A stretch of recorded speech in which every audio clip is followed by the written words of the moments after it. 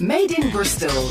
This is BCFM 93.2. Well, further revelations this week. It's almost every few days some other horrendous bit of news comes out in the national press now, Martin, about the child sexual abuse inquiry where VIPs, Tory party members, civil servants and public figures are involved. Still nobody to head the actual official inquiry, but the press is conducting an inquiry of its own, it seems. And this time last week, the Daily Mail revealed a whole load of new stuff about Dolphin Square, paedophile orgies in luxury flats, and claims 3 boys were murdered by VIPs.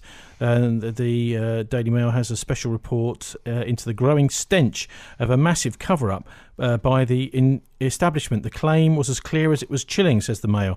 Behind the genteel facade of one of London's most famous apartment blocks, children faced abuse on an industrial scale. Every weekend, groups of vulnerable boys from local care homes were being smuggled into an address in Dolphin Square, Pimlico. There, after being plied with alcohol, they suffered sickening sexual assaults. Well, yes, and of course, we're all more aware of paedophilia as a result of the Jimmy Savile case and all the rest of it, and of course the sad case we were hearing in Bristol itself this week.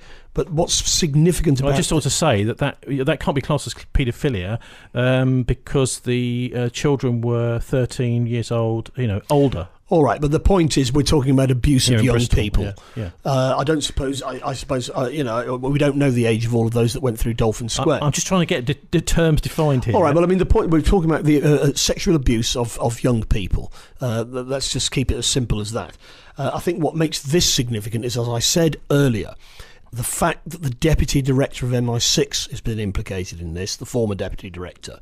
The fact that the King Corra Boys Home in Northern Ireland seems to have been a similar setup where essentially the intelligence services are using paedophilia as a political tool. So just let me extrapolate there.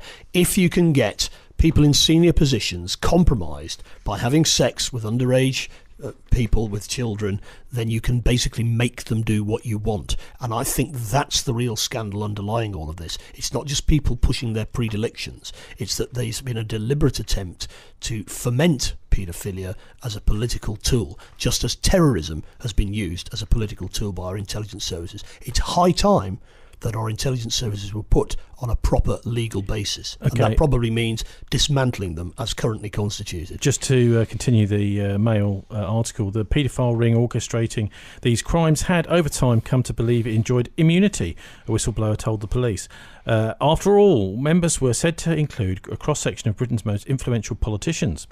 I have been specifically told that we were dealing with Conservative MPs, that whistleblower John Mann recalled to me this week.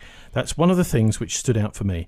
Another was how violent it sounded. There was talk of dogs being involved and beatings. I would describe it as quite awful, the sort of thing you don't easily forget. Mann, who is now a prominent Labour MP, originally stumbled across claims of abuse at Dolphin Square in 1988 when he was an ambitious young councillor in the southern London borough of Lambeth. At the time, he was leading an inquiry into endemic corruption in the left-wing council's housing department, where millions of pounds of taxpayers' money was being siphoned into crooked building contracts. The whole place was rotten to the core, he recalls. I was leading a team of 3 or 4 employees looking into it. The scale of corruption was enormous. It involved criminal gangs. 2 of our sources were drivers for the craze gangsters' rivals, Charlie Richardson. Yes, well, I've seen stuff on the internet which suggests that the Krays were involved in these paedophile rings, these elite paedophile rings. I don't know how true that is. I think that's for an inquiry to uncover. I think the real point, as I'll stress it again, is what we're looking at here is the use of paedophilia for political purposes by the intelligence services. I don't think it's an accident that there are D notices delivered on 2 local newspapers that were trying to investigate. Well, just explain what a D notice is. A D notice is a traditional mechanism in our glorious democracy whereby people like ourselves can be told to shut up because what we're saying threatens national security.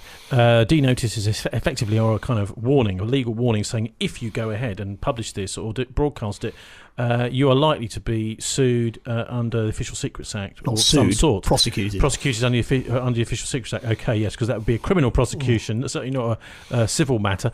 And that's taken pretty seriously by journalists. It was good to see The Guardian reporting that. Nobody else really seemed to do it. Well, I think that shows you what we're dealing with here. So people who are trying to... National security, how does this fit with them? Because MI5 and MI6 are using these places, King Cora Boys Home, Elm Guest House, as honey traps.